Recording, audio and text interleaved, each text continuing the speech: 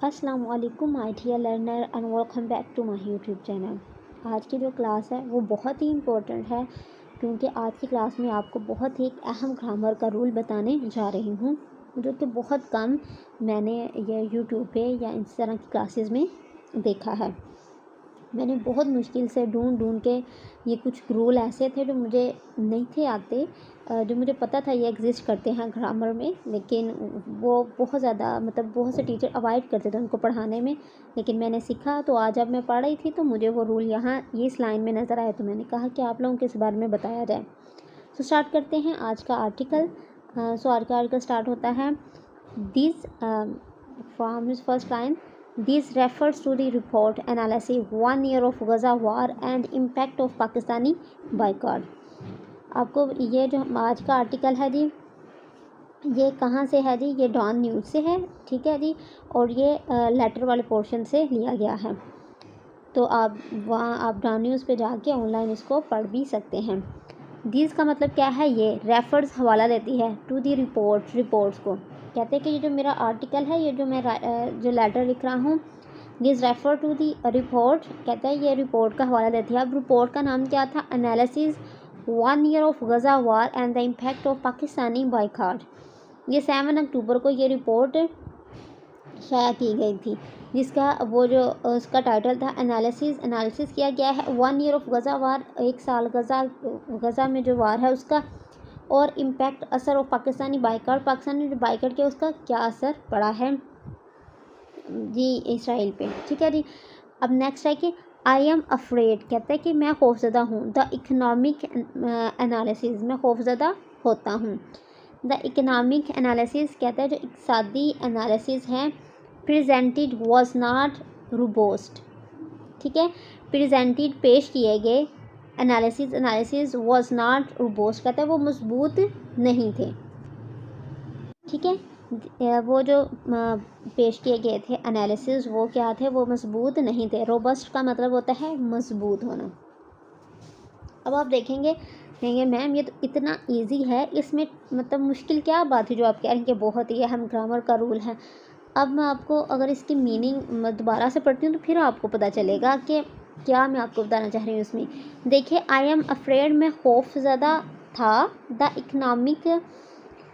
Economic सादी analysis जो economic analysis है, प्रेजेंटेड पेश किए गए, वाज नॉट रोबस्ट वो नहीं थे मजबूत। आप ये देखें कि V3 तो यहाँ आया है, प्रेजेंटेड V3 ही है ना, और उसके बाद वो आया हेल्पिंग वर्ब आया। ये राइटर ने कुछ गलत नहीं लिख दिया इसके आज के में जो वो उसने लेटर जो भी आर्टिकल लिखा हुआ है, क्योंकि आप लोग भी थोड़ी बहुत इंग्लिश जानते हो, आप तो कह सकते हो कि भाई हेल्पिंग वर्ब तो V3 से पहले आना चाहिए, ठीक है जी। अगर हम हेल्पिंग वर्ब को V3 से पहले ले आते हैं, ठीक है।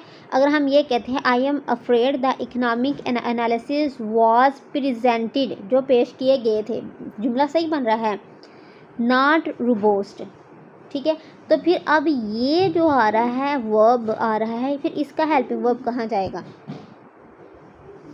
ठीक है, इसका हेल्पिंग वर्ब कहाँ जाएगा? इसमें दो हमारे पास वर्ब हैं, एक ये V3 है और एक ये क्या है, एक हमारे पास ये भी V3 है।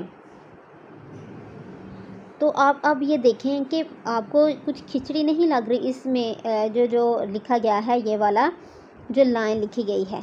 हम सीधा सा भी कह सकते हैं भाई आप फिर 2 दफ़ा वॉज यूज़ करो, 1 दफ़ा वॉज क्यों यूज़ किया गया है, ठीक है। तो अगर आपने नहीं किया हुआ तो ये कुछ किसी और तरीके से आप लिखो। मैं तो ऐसे ही कहूँगी राइटर को कि इसमें कुछ गलत लिख दिया है, लेकिन नहीं, राइटर ही है, क्योंकि उसने ये बोला जो सेंटेंस है बिल्कुल एग्जैक्ट सही लिखा हुआ है। अब आप ये देखें, इसका वर्ड टू वर्ड ट्रांसलेशन देखें, फिर आपको समझ आएगी कि राइटर ने कैसे लिखा है और इसमें कौन सा रूल एग्जिस्ट कर रहा है। देखिए, आई एम अफ्रेड, मैं खौफज़दा था। देखें, द इकनॉमिक एनालिसिस प्रेजेंटेड, इसके बस इतने की ट्रांसलेशन करें कि वो कह रहा है इकनॉमिक एनालिसिस प्रेजेंटेड, ये जो एक नाउन होता है उसके बाद V3 जो आता है, मतलब उस नाउन की एडजेक्टिव बयान किया जा रहा है। कहते हैं कौन से इकनॉमिक एनालिसिस? कहते हैं जो पेश किए गए थे। V3 का मतलब ही है ना पास में चले जाना। कहता है वो जो इकनॉमिक एनालिसिस पेश किए गए थे, जो पेश किए गए इकोनॉमिक एनालिसिस, इसकी इंग्लिश है इकोनॉमिक एनालिसिस प्रेजेंटेड, ये इसका एक पूरा नाम है। कौन से इकोनॉमिक एनालिसिस पेश किए गए? Economic analysis. अगर हम कहेंगे ना पेश किया गया खाना, पेश की गई रिपोर्ट, पेश किया गया कुछ भी, या पेश किया गया हमारे आगे दस्तरखान, कुछ इस तरह आप कहेंगे तो वो उसकी एडजेक्टिव है कि कौन सी रिपोर्ट भाई, कौन सा खाना, कौन सा दस्तरखान, ठीक है, वो एक नाम के साथ उसकी एडजेक्टिव है। ठीक है जी। तो ये यहाँ रूल एग्जिस्ट करता है पार्टिसिपल का। कौन सा पार्टिसिपल? पास्ट पार्टिसिपल का। ठीक है जी। हम पास्ट की बात कर रहे हैं कि इकोनॉमिक एनालिसिस प्रेजेंटेड, वो वाले इकोनॉमिक पेश किए गए इकोनॉमिकल एनालिसिस। ठीक है। इकोनॉमिक एनालिसिस तो बहुत ज़्यादा है, हम बात किन की कर रहे हैं? जो पेश किए गए थे हमें पाकिस्तानियों के सामने। ठीक है। वो आगे ये बात करें कि ये जो इकोनॉमिक एनालिसिस जो पेश किए थे वॉज नॉट रोबस्ट। अब ये वो हेल्पिंग वर्ब नॉट रोबस्ट वो ठीक नहीं थे। वॉज नॉट रोबस्ट ये V1 आ गया जो कि स्टेट ऑफ बीइंग को उसकी बयान कर रहा है। ठीक है। जिसमें पास्ट की स्टेट ऑफ बीइंग है और पास्ट पार्टिसिपल है। आपको समझ आया?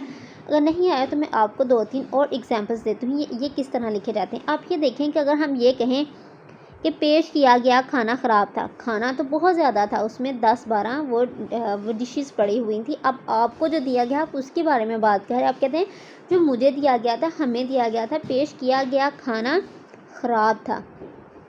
ठीक है। तो अब पेश किया गया खाना, इसकी भी तो कोई इंग्लिश होनी चाहिए ना। ठीक है। अब इसकी इंग्लिश ऐसे हम आते हैं, ये पास्ट पार्टिसिपल में एग्जिस्ट करते हैं। ये इस तरह के सेंटेंसेस, इसमें जो नाउन होता है, जो सब्जेक्ट होता है वो क्या है? Food, the food. ठीक है। क्योंकि हम एक स्पेसिफिक फूड की बात करें, सारे खाने की तो हम बात नहीं कर रहे। कहते हैं द फूड, कौन सा फूड, कौन सा पेश किया गया, तो क्या कहते हैं? Food served. ठीक है। पेश करने को फूड को क्या कहते हैं? सर्व्ड। बात समझ आ गई? ये फूड के बाद हमने क्या लिखा है? Present participle. प्रेजेंट पार्टिसिपल इसलिए कि जितने पार्टिसिपल्स होते हैं उसमें हेल्पिंग वर्ब की ज़रूरत नहीं होती। अब पेश किया गया खाना में आप कोई हेल्पिंग वर्ब लगाओ, कोई आएगा हेल्पिंग वर्ब? नहीं आएगा भाई, उसकी एडजेक्टिव है। एडजेक्टिव में हेल्पिंग वर्ब क्या लेने आ गया जी? द फूड सर्व्ड क्या था? वॉज था स्टेल, ख़राब, वॉज बैड, अब कुछ भी कह सकते हो। ठीक है। ये देखें यहाँ मैंने इसको फुल लिख भी दिया है कि पेश किया गया खाना बासीदा, the food serve was stale. पेश किया गया खाना, उसका नाम क्या है जी? खाना पहले आएगा, उसके बाद उसकी एडजेक्टिव आएगी। द फूड सर्व, पेश किया खाना, वाज स्टेल, वो बासी था, वो ख़राब था। अब बैड भी इसको लिख सकते हो। बात समझ में? इस तरह से क्या की थी? जो पेश किए गए economic analysis was not robust, कहते हैं वो मजबूत नहीं थे। इस तरह एक और सेंटेंस है, पहले आप ये देखें। अब वो क्या कह रहा है कि पेश की गई रिपोर्ट गैर कानूनी है। अब आप बनाने की कोशिश करें कि बात किसकी हो रही है? रिपोर्ट की। रिपोर्ट क्या है जी? रिपोर्ट हमारा हो गया सब्जेक्ट, हमारा हो गया नाउन, गैर कानूनी है, ये हो गया काम। ठीक है। ये काम कौन सा है? स्टेट ऑफ बीइंग का है। रिपोर्ट की ही हम बात कर रहे हैं। जो रिपोर्ट है वो कि काम नहीं कर रही। अब रिपोर्ट की एडजेक्टिव क्या है भाई? कौन सी रिपोर्ट है? वो कहते हैं जो पेश की गई है। पेश की गई मतलब वो पेश कर दी गई थी, मतलब वो पास्ट में आ गई है। ठीक है। जो पास्ट में हमने ये काम किया, कहते हैं पेश की गई रिपोर्ट जो थी वो गैर कानूनी है। तो चाहे यहाँ है आया है, लेकिन की गई से आप अंदाज़ा कर दें कि ये काम हो चुका है, रिपोर्ट हमने पेश कर दी है। तो अब आपने सब कुछ ढूंढ लिया है इसके अंदर कि हेल्पिंग वर्ब कौन सा आएगा, हमारे पास सब्जेक्ट कौन सा है। तो रिपोर्ट क्या आ जाएगा? सब्जेक्ट का क्या आ जाएगा? रिपोर्ट। ठीक है। रिपोर्ट आगे पेश की गई, पास्ट पार्टिसिपल आ जाए कौन सी जी? प्रेजेंटेड। प्रेजेंट करना होता है ना, पेश करना, प्रेजेंटेड। आगे गैर कानूनी है, तो है से पता चला कौन सा हेल्पिंग वर्ब आएगा? Is illegal.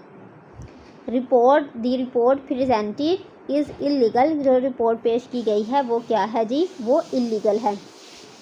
या सबमिटेड जो है, पेश की गई रिपोर्ट गैर कानूनी है। The report submitted is illegal, वो इलीगल है जी। इस तरह के हम लोग अपनी बहुत ज़्यादा डेली लाइफ में सेंटेंसेस बोलते हैं, लेकिन हम कहते हैं कि भाई यहाँ वर्ब आ गया तो इसका हेल्पिंग वर्ब ढूंढो। हम V3 जी without helping verb we can't use V3, लेकिन ये पास्ट पार्टिसिपल में एग्जिस्ट करता है, जो कि बाय डिफ़ॉल्ट क्या है? पैसिव वॉइस का हमारे पास सेंटेंस है। अब अगर दोबारा से हम अपना आर्टिकल पढ़ते हैं तो आई होप अब आपको समझ आ गया होगा कि उसमें कौन सा राइटर ने रूल यूज़ किया है। आई वॉज अफ्रेड, मैं खौफजदा था। द इकनॉमिक एनालिसिस प्रेजेंटिव, वो इकनॉमिक एनालिसिस जो पेश किए गए थे, वॉज नॉट रोबस्ट, वो क्या थे, वो मजबूत नहीं थे। ठीक है। इट आर्ग्यूड, ये आर्ग्यू करता है that the boycott of the foreign brand of the fast food and the soft drink in Pakistan would not have an impact because the country share was only 1 billion in the global, जो share थे उसके 90 billion. अब वो क्या कह रहा है जी यहाँ, वो आर्ग्यू करता है कि फॉरेन जितने भी ब्रांड्स हैं फास्ट फूड के और सॉफ्ट ड्रिंक के, पाकिस्तान वुड नॉट है, कहते हैं उनका कोई अच्छा उन्होंने इम्पैक्ट नहीं डाला था, क्योंकि जो हमारे कंट्री के शेयर हैं इस मार्केट में सिर्फ 1 बिलियन थे, लेकिन ग्लोबली उनके 90 बिलियन के करीब थे। यह था जी आज का आर्टिकल, जिसमें बहुत ही अहम ग्रामर का रूल मैंने आपको समझाया है। आई होप का आपके लिए हेल्पफुल रहा होगा ये article. Please like and subscribe my channel. Thank you for watching.